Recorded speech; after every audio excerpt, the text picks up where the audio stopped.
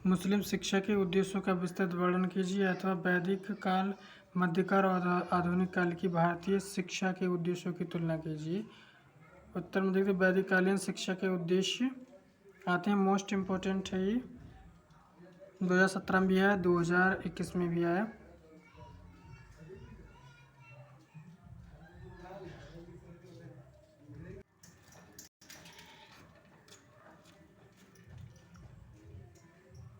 वैदिक कालीन शिक्षा के उद्देश्यों का अध्ययन आप पीछे विस्तृत उत्तरी प्रश्न में कर चुके हैं। हाँ, ये तो पढ़ लिया फिलहाल। इसमें आगे देखते हैं। फिलहाल इसमें देखते हैं यहाँ पे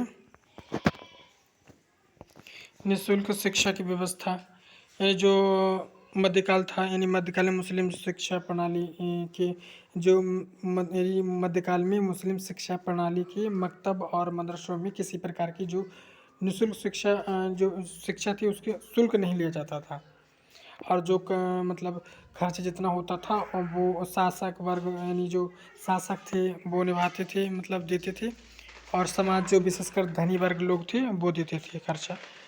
और शिक्षा को राज्य का संरक्षण प्राप्त था, यानी जो मध्यकालीन मुसलमान बादशाहों ने भारत में अनेक मकतबों और मदरसों और पुस्तकालयों का निर्माण कराया और उन्हें खुले हाथों आर्थिक सहायता दी। जो मध्यकालीन में मुसलमान बादशाह थे इन्होंने। आगे देखते हैं इसमें।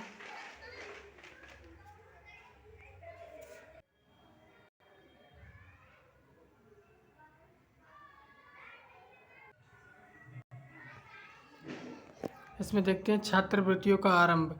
मध्यकाल में मुस्लिम शिक्षा प्रणाली में इस्लाम, साहित्य, धर्म, दर्शन और कला कौशल के क्षेत्र में विशेष योग्यता से युक्त छात्रों का विशेष स्थान यानी विशेष सम्मान दिया जाता था। उन्हें अपने ज्ञान एवं कला कौशल में निरंतर वृद्धि करने हेतु विशेष आर्थिक सहायता प्रदान की जाती थी।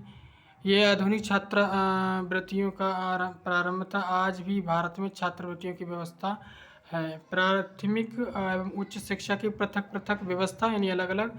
मध्यकाल में मुस्लिम शिक्षा प्रणाली में प्राथमिक शिक्षा की व्यवस्था मकतबों और उच्च कोटि की व्यवस्था मदरसों में की गई।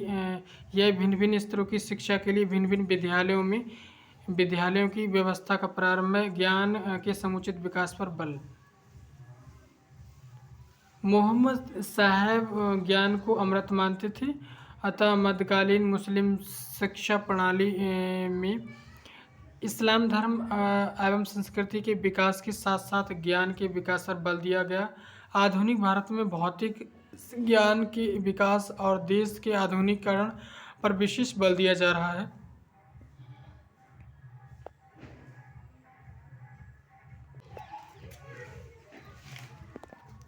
इसमें दोस्तों बेसिकली जो मध्यकालीन शिक्षा थी यानी मुस्लिम कालीन शिक्षा के जो उद्देश्य थे, इसमें इस्लाम धर्म का प्रचार और प्रसार करना था और मुस्लिम संस्कृति का प्रचार व प्रसार करना था, और इसमें आगे मुसलमानों में ज्ञान का प्रसार करना था,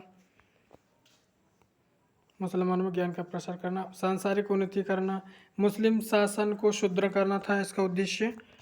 और जो आधुनिक काल में भारतीय शिक्षा यानी भारतीय शिक्षा वैदिक शिक्षा के जो उद्देश्य थे इनकी तुलना में के बारे में बताया गया, जिससे अपनी जो शासन व्यवस्था जो मध्यकालीन थी उसके अकॉर्डिंग, इसके अनुसार जो अच्छी बातें थी अपने जो भारत इस समय है।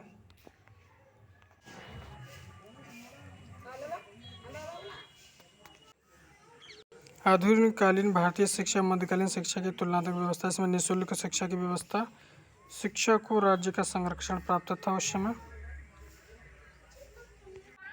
आज के लिए इतना ही दोस्तों। यदि आप हमारे चैनल पर नए हो तो हमसे जुड़ने के लिए लाइक, शेयर एंड सब्सक्राइब कर सकते हो, ताकि आने वाली सभी वीडियोस आपके लिए मिलती रहे। ये मोस्ट इम्पोर्टेंट टॉपिक था जो कि मोस्टली पूछा जाता है बीट फर्स्ट ईयर वाले स्टूडेंट के पेपर में। आज के लिए इतना ही। Thank you everyone.